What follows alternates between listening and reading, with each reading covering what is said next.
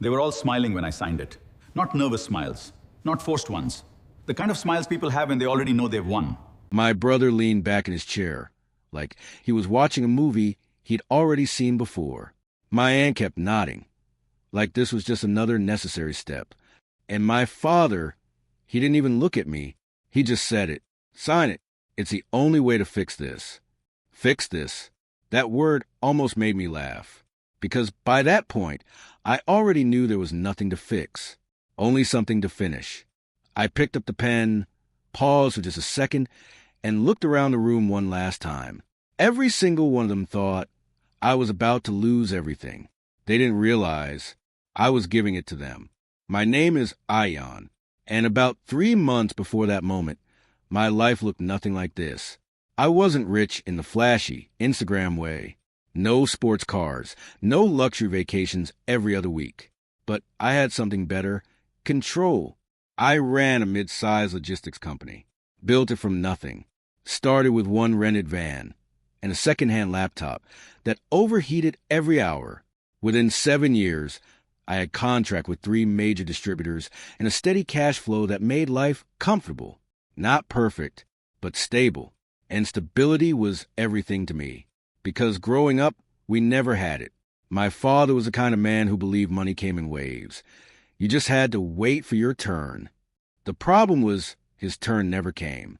Every opportunity turned into a risk.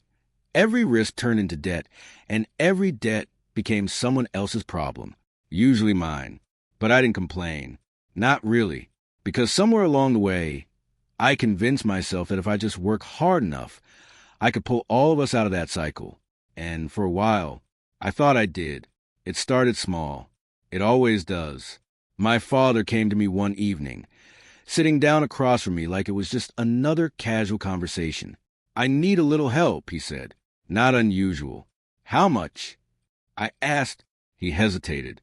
That should have been my first warning. Just temporary. A short-term investment. 50,000. 50. Not 5. Not 10. 50,000. I remember leaning back in my chair, studying his face. He wasn't nervous. If anything, he looked confident. Too confident. "What's it for?" I asked. "A property deal. Good return. Guaranteed." Guaranteed. That word again. I should have walked away right there. But he was my father. So instead, I sighed, opened my laptop, and transferred the money. "Don't make me regret this." I told him. He smiled. "You won't." I regretted it 2 weeks later. The deal fell through. That's what he said. Market conditions. Bad timing. Someone backed out. Excuses. But I didn't push too hard. Mistakes happen, right? Then my brother showed up. Different tone. Different energy. Same request. "I've got an opportunity," he said, pacing around my office like he already owned it. "High return. Low risk." I almost laughed. "Did Dad send you?" I asked. He smirked. "No, but I guess he told you about his thing." "Yeah, his thing cost me 50,000. This isn't like that," he said quickly. "This is different." Of course it was. It always is. "How much?" I asked, already knowing I was going to hate the answer. 80. I stared at him. 80,000? "It's temporary," he added quickly. "Short term. I'll pay you back with profit." Profit. Another word people love using when they don't actually have any. "No," I said. Simple. Clear. Final. For a second, his expression changed. The confidence cracked just a little. Then he leaned in closer. "Come on, Ion. We're family." There it was. Not logic. Not a plan. Just guilt. And somehow it worked. By the end of that month, I was down 130,000. And that's when things started to feel off. It wasn't just the money. It was the way they acted. Too calm. Too coordinated. My father and brother, who usually argued about everything, suddenly agreed on everything. My aunt started calling me more often, checking in, asking subtle questions about my business. "How are things going? Still stable? No issues with cash flow?" At first, I thought it was concern. Then I started paying attention. The first real crack came on a random Tuesday night. I wasn't supposed to be home. That's the only reason I heard it. I walked in quietly, dropped my keys on the table, and just as I was about to head upstairs, I heard voices coming from the living room.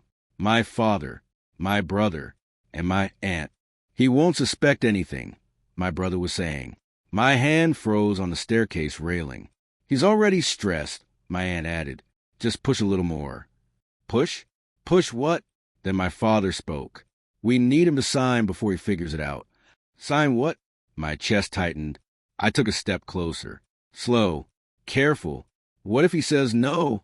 My brother asked. He won't. My father replied immediately. He's predictable.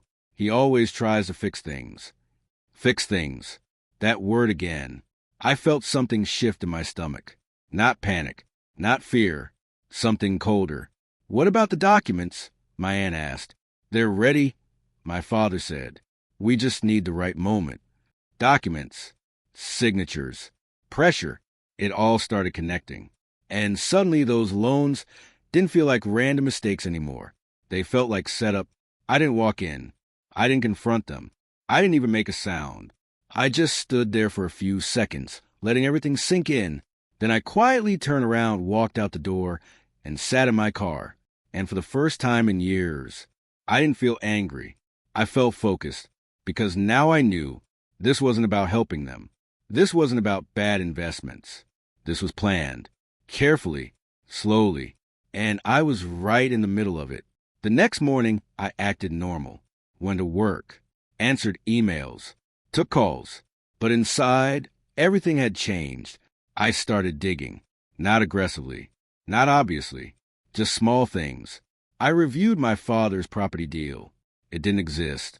The company he mentioned? Fake. Registered 2 months ago under a different name. My brother's opportunity? Same pattern. Shell accounts. No real assets. They hadn't just taken my money. They'd redirected it. Somewhere else. Somewhere intentional. And that's when I realized something that made my jaw tighten. They weren't just trying to take what I had. They were trying to make me weak first. Drain me. Destabilize me. So when the real move came, I wouldn't be able to fight back. A week later, the real move arrived. My father called a family meeting. Formal tone. Serious voice. We need to talk about your situation, he said. My situation. Interesting. When I walked into that room, it felt different, heavier. My brother was already there. My aunt too. Even a lawyer I'd never seen before was sitting quietly in the corner. That's when I knew this was it. I yawned. My father began, folded his hands together like he was about to deliver bad news. Your business is in trouble. I almost smiled. Is it? I asked. Yes, he said firmly. We've reviewed your finances. We, not you, we. With the recent losses, my brother added, you're exposed. If something goes wrong, you could lose everything. Lose everything. That was the goal, wasn't it? We found a solution, my aunt said softly. Of course they had. The lawyer slid a folder across the table. I opened it slowly, and there it was. Contracts, transfer agreements, control clauses, all neatly prepared, all designed to do one thing. Take everything out of my hands. They'll manage your assets temporarily, the lawyer explained, just until things stabilize. Temporarily. I flipped through the pages. Every line, every clause, every hidden condition. And I saw it. The real plan. Once signed, I wouldn't just lose control. I'd lose ownership. Completely. I looked up. They were watching me. Waiting. Expecting hesitation. Resistance. Fear. Instead, I closed the folder and leaned back in my chair. Give me a day, I said. My father nodded. Of course. Take your time. But I could see it in his eyes. He didn't think I'd refuse. Because in his mind, I never had before. That night, I didn't sleep. Not because I was stressed. Because I was planning. If they wanted me weak, I'd show them weak. If they wanted me desperate, I'd give them desperate. And if they wanted everything, I'd let them take it. On my terms. The next day, I walked back into that room. Same people, same setup, same expectations. I picked up the pen, paused, looked at each of them one last time. my brother, my aunt, my father. And then I signed every page, every clause, every single thing they thought would destroy me. And as the pen left the paper, my brother smiled. My aunt exhaled in relief. My father finally looked at me, satisfied. They thought it was over. They thought they had won. I just placed the pen down, leaned back, and said quietly, "Done." And in that moment, none of them realized they had just walked straight into my plan. Because the truth was, I hadn't lost anything. Not yet. But they were about to lose everything. And they had no idea. The first thing I did after signing everything was nothing. No dramatic exit. No confrontation. No sudden change in behavior. I just stood up, nodded once, and walked out like a man who had just handed over his life. Because that's exactly what they needed to believe. By the time I got home, my phone was already buzzing. 3 missed calls from my brother. 2 messages from my aunt. "We're here for you. You did the right thing." I stared at the screen for a few seconds, then locked it without replying. The acting had already started. Over the next few days, everything changed. Quietly, efficiently, brutally. Access to my company accounts? Gone. Decision-making authority? Transferred. Even my own office, was suddenly under review. They moved fast, faster than people who were just trying to help. And that confirmed it. This wasn't a backup plan. This was the plan. On the 4th day, my brother walked into what used to be my office without knocking. Same confident stride. Same energy. Different tone. "Hey," he said casually, like we were equals now. "We need to talk about restructuring." We. Again. I leaned back in my chair. Well, technically not mine anymore, and forced a tired expression. "Yeah, sure," I said quietly. He didn't even notice how easy that was. "We're thinking of letting go of some staff," he continued, flipping through a file. "Cut costs. Tighten things up." I felt my jaw tighten. These weren't just employees. They were people who had been with me from the start. People who trusted me. But I didn't react. I couldn't. "Do what you think is best," I said. He paused for a second, studying me. Maybe expecting resistance. Maybe hoping for it. But when it didn't come, he smirked. "Good. Glad you're finally being practical." Practical, that's what he called it. By the end of that week, the rumors had started. Ayan lost everything. He messed up big. Family had to step in. They controlled the narrative. Of course they did. And I let them, because the more they believed their own version of the story, the easier this was going to be. But behind the scenes, everything was already in motion. The night before I signed those documents, I made 3 calls, not emotional ones, not desperate ones, calculated. The first was to my lawyer, not the one sitting in that room. My lawyer, the kind of man who didn't talk much, but when he did, things happened. "I need you to review something," I told him. I sent him copies of the documents. Every page, every clause. There was a long silence on the other end. Then he said something that confirmed everything. "They're not just taking control," he said. "They're setting up a full transfer." "I know," I replied. Another pause. "Do you want me to stop this?" That was the moment. The easiest way out. One legal move. And their entire plan would collapse before it even started.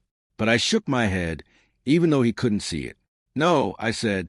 "Then what do you want?" I leaned back in my chair, staring at the ceiling. I want them to finish it. The second call was to someone they didn't even know existed. A silent partner.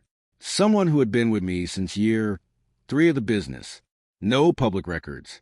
No visible connection. Everything clean. "I'm going to transfer operational control," I told him. He didn't panic. Didn't ask unnecessary questions. Just one sentence. "Is this part of something bigger?" "Yes." Another pause. "Then I'm in." The third call was the most important one, and the one that changed everything. Back in the present, I sat alone in my apartment, staring at the city lights. From the outside, it looked like I had lost. Actually, no. From the outside, it looked worse than that. It looked like I had failed. And failure makes people comfortable. It makes them careless. And that's exactly what was happening. 2 weeks and they stopped pretending. No more, we're doing this for you. No more fake sympathy. Now it was just control. My father started making decisions without even informing me. My brother practically moved into the office. My aunt handled financial oversight, which really just meant monitoring everything like a hawk. And me? I was still there, still showing up, still playing the role. The man who lost everything and didn't even fight back. But then something interesting happened. They got greedy. It started small. A transfer here, a withdrawal there. Numbers that didn't match. Accounts that moved faster than they should. I noticed immediately. Of course I did. But I didn't say anything. Because every time they crossed that line, they were digging themselves deeper. One afternoon, I walked into the office and overheard my brother laughing. Not just laughing, bragging. Yeah, it's done, he said into his phone. He signed everything. He doesn't even know what hit him. I stopped just outside the door. You should have seen his face, he continued, completely finished. There was a pause. Then he laughed again. Yeah, we're in control now. Everything. Everything. I almost walked in. Almost. But instead, I turned around and left. Because the more he talked, the better this was going to end. That night, I got a message. Not from family. Not from anyone involved. From my lawyer. It's ready. Just 2 words. But they hit harder than anything else. Because that meant phase 2 was complete. The next morning, things escalated. My father called another meeting. Same room, same setup, different energy. We've made some decisions, he said. Of course you have. We're restructuring ownership permanently. My aunt added, permanently. There it was. No more pretending. No more temporary solutions. This was the final grab. We'll need you to attend a formal announcement, my brother said, leaning back like he already owned the future, just to keep things professional. Professional. I nodded slowly. When I asked, end of the week, big meeting, partners, investors, everyone. Everyone. Perfect. I walked out of that room feeling something I hadn't felt since this started. Not anger, not stress, anticipation. Because they had just done exactly what I needed them to do. They made it public. They made it official. They made it visible.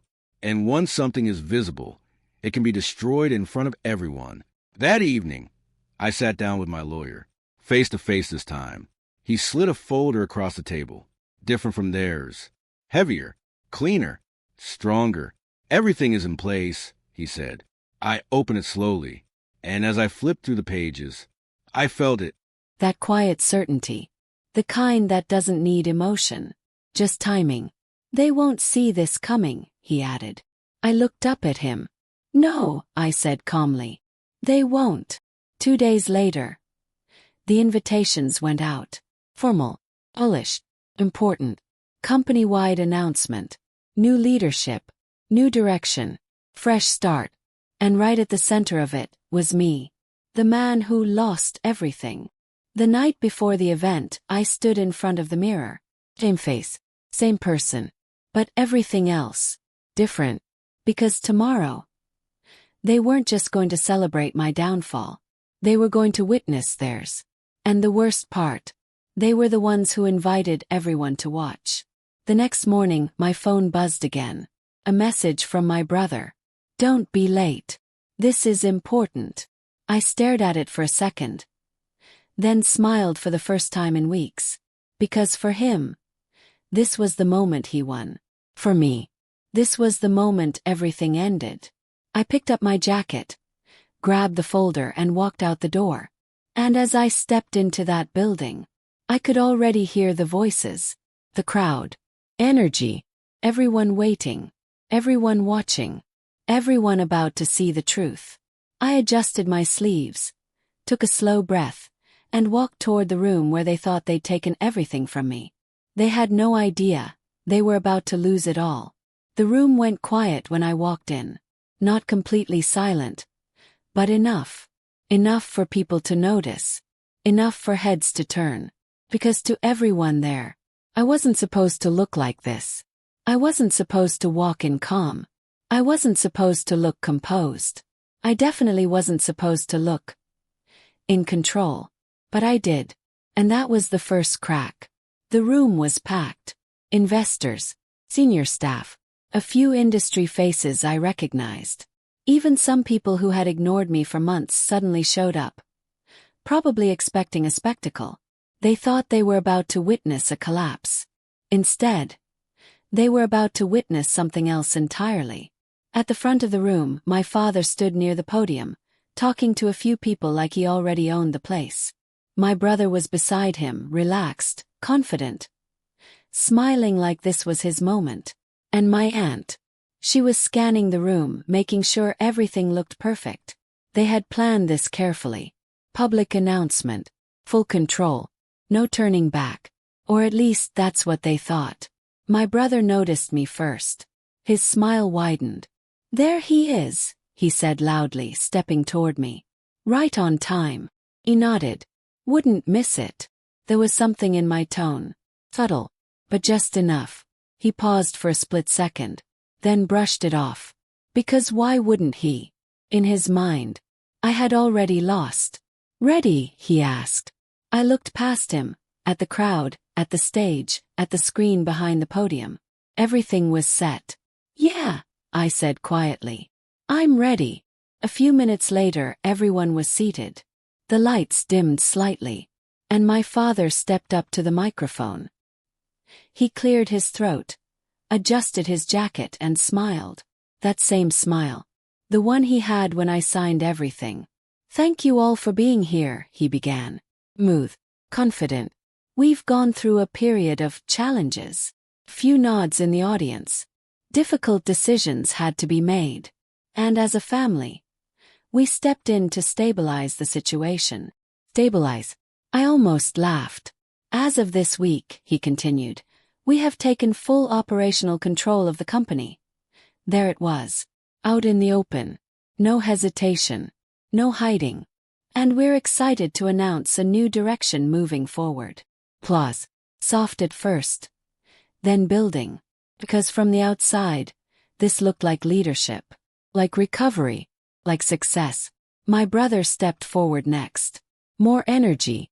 More confidence. "We've already implemented major changes," he said. "Cutting unnecessary costs, restructuring departments."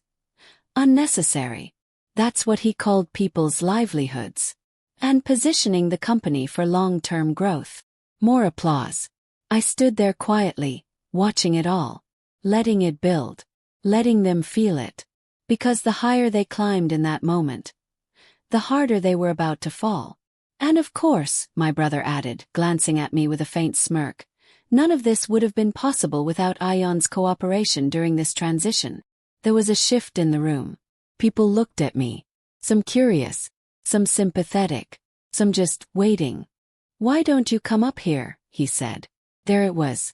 The invitation. The moment they thought would complete the story. The defeated man. Standing beside the people who replaced him. I nodded and walked toward the stage. Low. Controlled. Every step deliberate. As I reached the podium, my father handed me the microphone. "Say a few words," he said quietly. Not a request. Performance. They wanted closure. They wanted me to confirm their version of events. I took the mic, looked out at the crowd. And for a second, I said nothing. Just silence. Then I spoke. "Yeah. I'll say a few words." My voice was calm. Steady. Not broken. Not emotional. And that was the second crack. "I think everything that needed to be said has already been said," I continued. Few people shifted in their seats. Something felt off. They could feel it, even if they didn't know why. "My family stepped in," I said slowly. "Took control. Made decisions." Pause. Let that sit. "And they're right." That line relaxed the room. Just a little. 'Cause it sounded like acceptance. Like surrender. But then, smiled. Just slightly. "The only problem is," I turned my head, looking directly at my brother. "They missed something." Silence. Heavy. Immediate. My brother frowned. "What are you talking about?" he asked, forcing a laugh. I didn't answer him. Instead, I reached into my jacket, and pulled out the folder. Same motion. Same kind of folder. Different outcome. I signed everything, I said, holding it up. Every document. Every clause. My father stepped closer. Ayan, he started. I raised a hand. Not aggressively. Just enough to stop him. But what you didn't realize, I continued, turning back to the audience, is that those documents only work if certain conditions stay true. Now people were paying attention. Really paying attention. And those conditions, I opened the folder, stopped being true before I even signed. My brother's smile was gone. What did you do? He asked. This time, there was no confidence in his voice. I looked at him, then at my father, then at my aunt, and for the first time, I didn't hide it. I moved everything. The room went still. Before you ever brought those papers to me, I continued, flipping through the pages, I transferred operational ownership to a third party. Confusion spread across their faces. Not denial. Not anger. Confusion. What third party? My aunt snapped.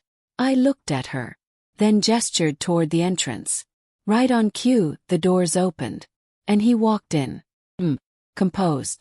The man they had never accounted for. My silent partner. You never owned the company, I said quietly. You never controlled anything. The room exploded into whispers. People turning, talking, processing. That's not possible, my father said, stepping forward. We have signed documents. Documents based on assets I no longer held.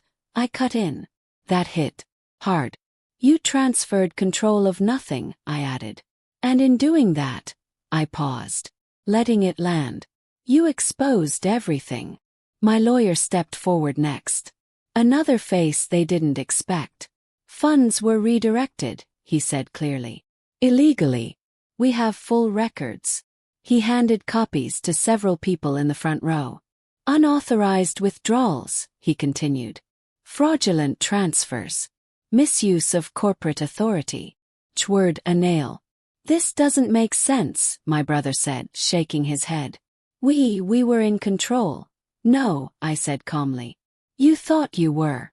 The screen behind us flickered, then changed. Emails, transaction logs, recordings, everything, including his voice. You should have seen his face, completely finished. The same call, the same words, now amplified, public, unavoidable. The room shifted instantly. From curiosity to judgment. My brother went pale. My aunt stepped back. My father said nothing. Because there was nothing left to say. And since you made this public, I added, lowering the mic slightly, I figured I should too. Security stepped in. Not aggressively, just present. And behind them 2 more people. Legal. The kind you don't argue with. This meeting is now under formal review, one of them announced. That was it. No shouting. No chaos. Just quiet destruction. The kind that doesn't need noise. I stepped back on the microphone, looked at all 3 of them one last time, and said, You wanted everything. I paused, just for a second. You should have been more careful what you asked for. Then I walked off the stage. No rush. No hesitation. Just silence behind me, and everything collapsing where I used to stand. By the time I reached the exit, I could already hear it. Voices rising. Questions.